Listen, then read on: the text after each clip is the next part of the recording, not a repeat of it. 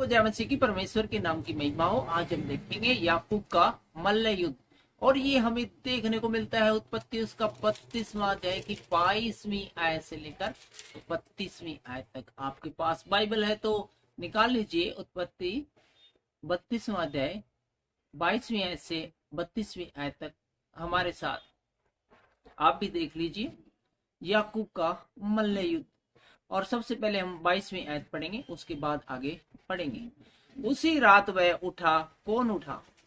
याकूब उठा। उसी रात याकूब उठा और अपनी दोनों स्त्रियों, याकूब की 2 स्त्रियां थी, उनको संग लिया और दोनों दासियों को, दोनों पत्नियों को और दोनों दासियों को और 11 लड़कों को संग लेकर गाड़ से याकूब नदी पार उतर गया। तो हम देखते हैं कि याकूब है उसी रात मतलब किस रात? ये उस रात का जिक्र है, ये उस पलों का जिक्र है जब याकूब है अपने भाई एसाव के पास आ रहा है, अपने पिता के घर में आ रहा है। और रास्ते में ही है कि उसने वहां का वातावरण देखने के लिए, जहां पर उसका भाई एसाव रहता था, वहां के वातावरण को भांपने के लिए अपने से पहले है वो दूत भेजे एसाव के पास और उसको सूचना दी कि तेरा भाई है वो आ रहा है।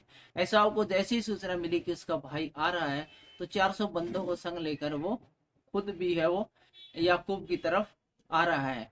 अब क्या सिचुएशन है कि याकूब है उसको सूचना देते हैं, याकूब के बंदे की तेरे भाई को हमने सूचना दी। जैसे ही हमने उसको सूचना दी कि आपका भाई आ रहा है, याकूब आ रहा है, एसाव तुरंत 400 बंदों को संग लेकर वो भी तेरी ओर आ रहा है, तेरा वेलकम करने के लिए आ रहा है। हालांकि एसाव है वो वेलकम करने के लिए आ रहा है, लेकिन यहाँ पर याकूब को लग रहा है कि वो उसका वेलकम लट्ठों से करेगा और उसको उसका इलाज करने के लिए आ रहा है। क्योंकि आपको पता होगा, आप काफी दिनों से वीडियो हमारे देख रहे हैं, पिछले वीडियो देख रहे हैं कि याकूब ने अपने भाई के साथ 2 बार बड़ी चीटिंग की थी।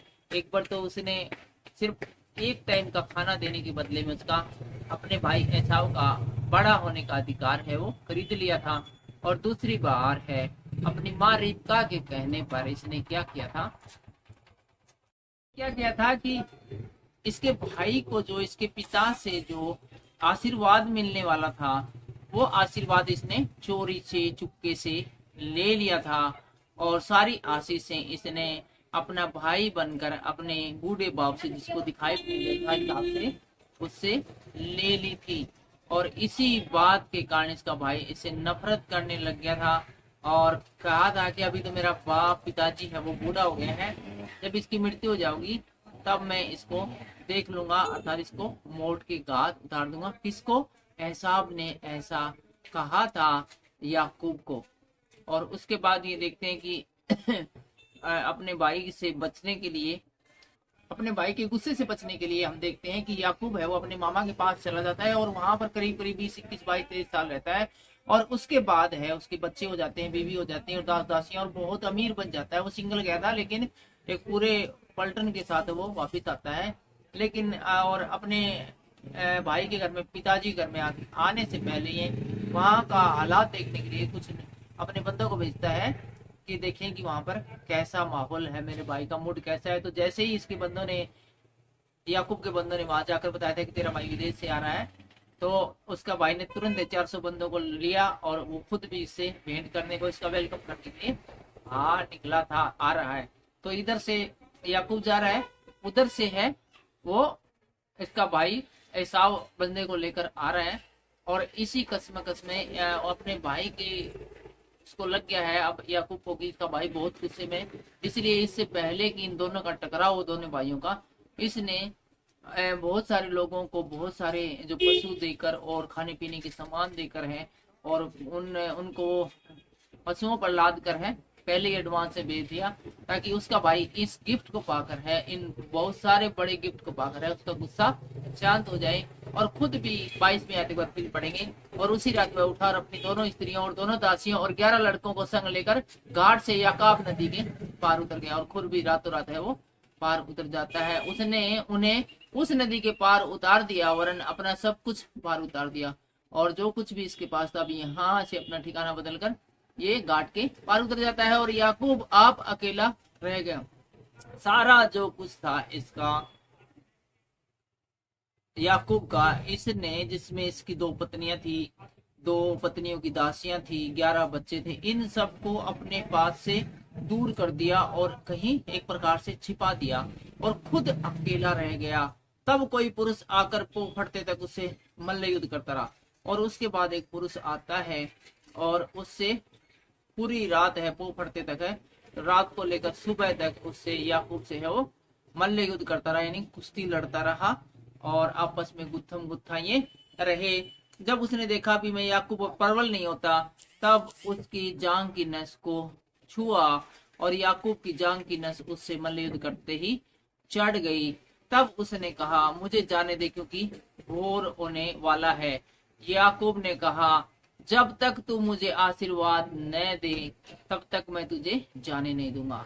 तो इसने स्वर्गदूत को है पकड़ लिया और कहा कि तुझे जान कौन दे भाई, जाने का बस एक ही तरीका है, मैंने आशीर्वाद दे। इसको आशीर्वाद लेने का बहुत शौक था, ब्लेसिंग लेने का बहुत ज्यादा शौक था याकूब को, इसलिए ने स्वर्गदूत को पकड़ लिया और बोले जाना है तो पहले आशीर्वाद दे के जा। आशीर्वाद लेने के चक्कर में तो मैंने मेरे भाई से धोखा कर लिया और आज मेरा भाई 400 बंदा लेके मेरा इलाज करने के लिए आने लग रहा है। तो आशीर्वाद के लिए जब मैंने इतने बड़े खतरे उठा लिए, 21-22 साल है मेरे मामा के पास रहा, लाबान के पास, तो अब मैं कैसे छोड़ सकता हूँ तुझे, मेरे से बचना है, मैं तने नहीं जाने दूं, आशीर्वाद दे के जा।